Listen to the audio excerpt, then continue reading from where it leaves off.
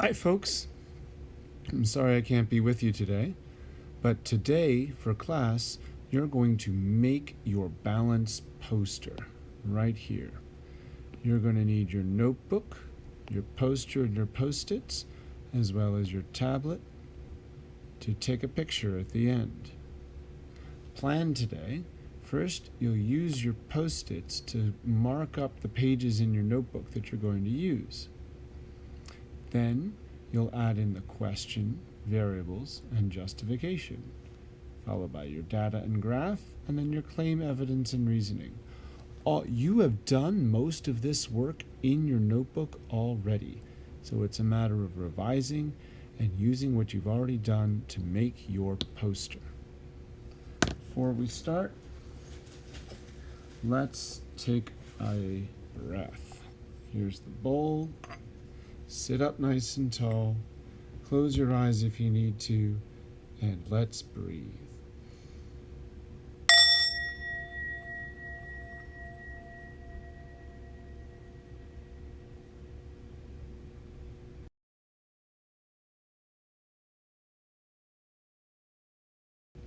On this slide, you're going to look through your notebook for notes that tell you about balance and work. Use the Google Classroom topic called Balance Lab. The dates start on January 3rd and go all the way to January 12th. The first 3 dates are all background information, which you're going to use in your reasoning. Then we collected data, wrote a justification, and did a graph and analysis as well as an explanation. Look through your notebook for work from each day.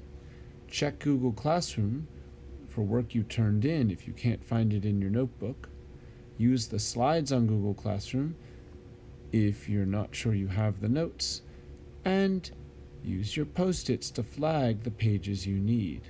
Pause the video now to do that work, and then give a thumbs up when you've completed it.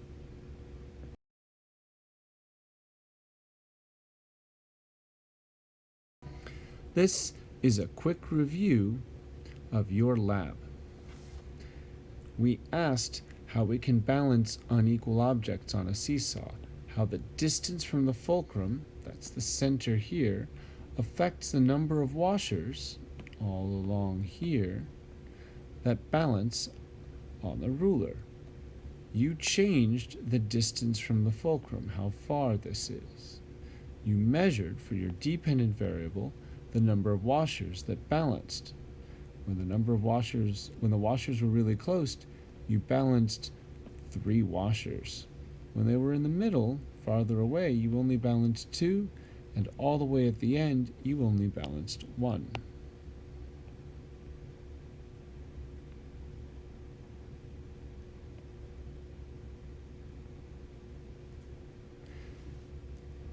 Pause the video now and look for your data table in your notebook. Give a thumbs up when you found it. Now you have all the information you need to complete the variables section, make a sketch of your setup, and write down your hypothesis. The hypothesis is a prediction for what you thought would happen. What do you think is going to cause a change in the number of washers? Fill in the hypothesis, the variables, and the sketch of your setup. Then, give a thumbs up when you're complete.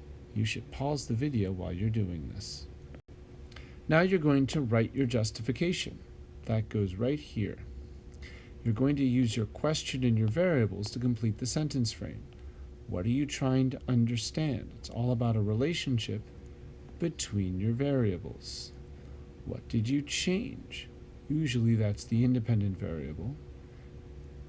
And then the procedure tells you about the relationship between your variables.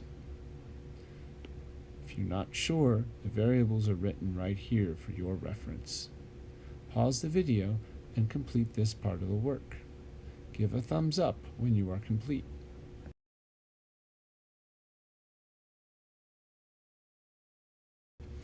On this slide, you're going to take the data and the graph from your notebook and add them to your poster.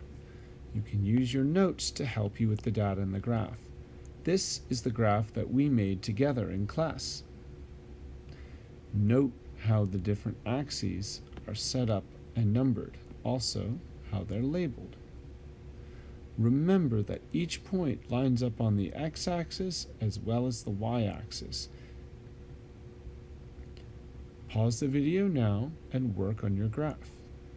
When you've finished your graph in your data table, give a thumbs up and continue.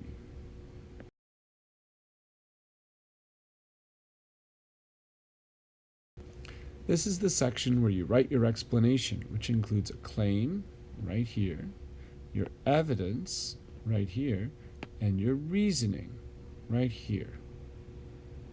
The claim answers the experimental question, and you can use the sentence frame as the independent variable increases, the dependent variable, whatever it does. Make sure you give specific variables and that you describe the change in both variables. For your evidence, use data to support your claim. I can tell because is a good sentence starter. You can use specific numbers from your data table to help you. In your reasoning, use your background knowledge to explain your results. Explain why you expected the results or didn't expect the results. Here's a useful sentence starter.